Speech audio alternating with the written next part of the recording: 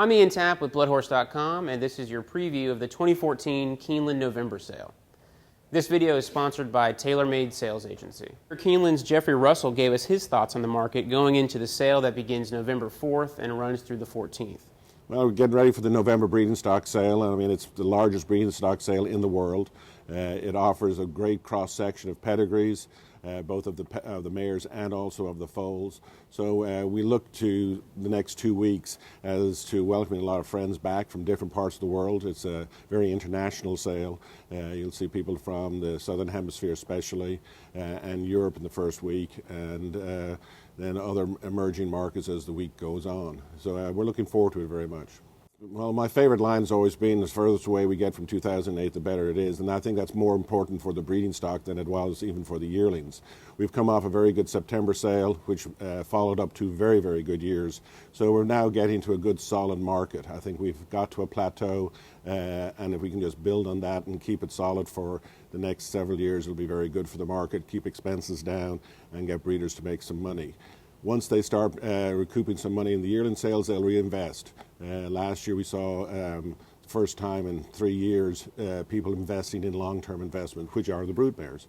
So once the yearling sales are good and strong and solid, you'll see a return to people wanting to buy broodmares, and that's what we hope for the next 2 weeks.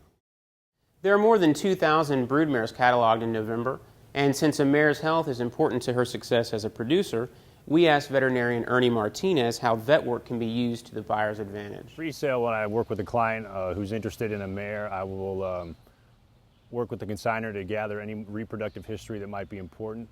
So if my client's just purchased a maiden mare or a mare that hasn't had a foal yet, I will perform a breeding soundness exam on her, which involves a vaginal spec exam, making sure that her cervix is normal and her reproductive tract is normal. And then I'll do a manual palpation of both ovaries, make sure they're the right size, that they're in the right position. And then I'll palpate her uterus transrectally and feel that it's in the right shape, has good tone.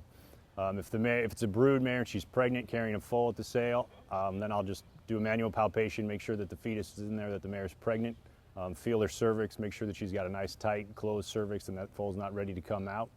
Most important information a prospective broodmare owner should have, it should be some good history, good reproductive history from the consignor, possibly the farm owner, the farm manager. If the mare's had a bunch of foals, how she does during foaling, how she carries her foal during pregnancy, if she's had any history of problems, just any of that history that you can gather before you purchase the mare and before you get her back home. Check back on Bloodhorse.com starting Tuesday for recaps from Keeneland November.